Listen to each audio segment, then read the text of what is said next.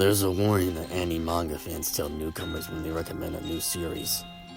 That warning states that any fan's expectations should be seen as only that, a way to further discourse and excitement, not something to bet your soul on. Yet people think that coping enough will somehow manifest itself in the actual series. People tend to scream and argue, creating an entire new subsection of a fandom, solely based on that cope. It was always just a warning, but one day, the series eventually ends, definitively proving who's correct. Fake leak spreads and predictions flow wildly. Then when it finally releases, every fan theory and cope is made pointless, with the answer then being shown. The cope that lured Denji in was one of those fan theories, a cope lasting well over 6 years.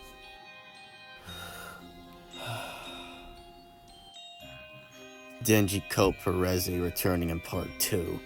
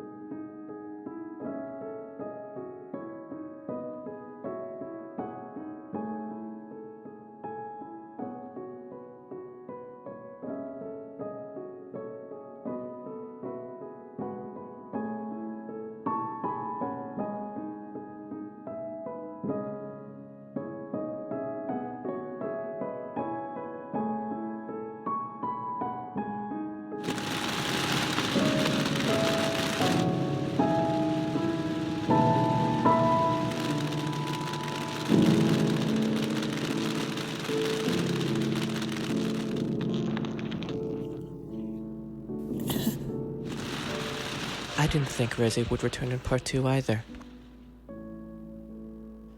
Story-wise, you were so insignificant, so small of an aspect in the entire grand scheme of the story, that ever since your death, you were nothing but a mindless puppet, paraded around for people to remember and get sad about.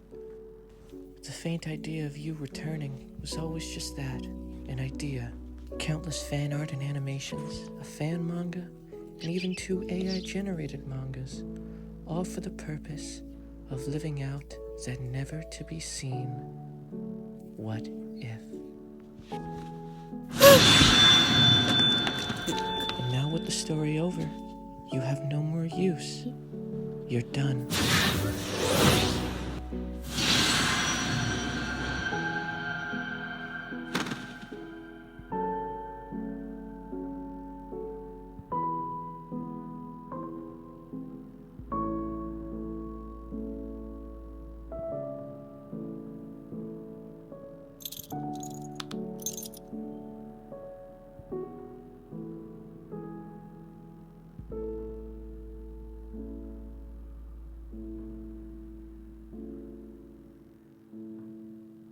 I don't understand why I didn't spoil you sooner. Why I didn't dismiss your cope completely. Denji, the truth is, I also wanted to return in part 2.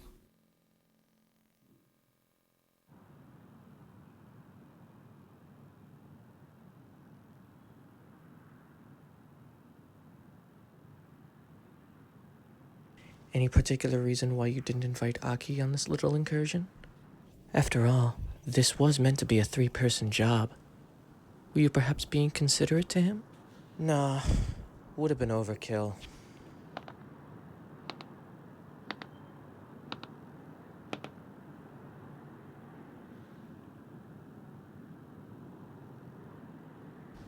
Hey, you think there's gonna be a part 3?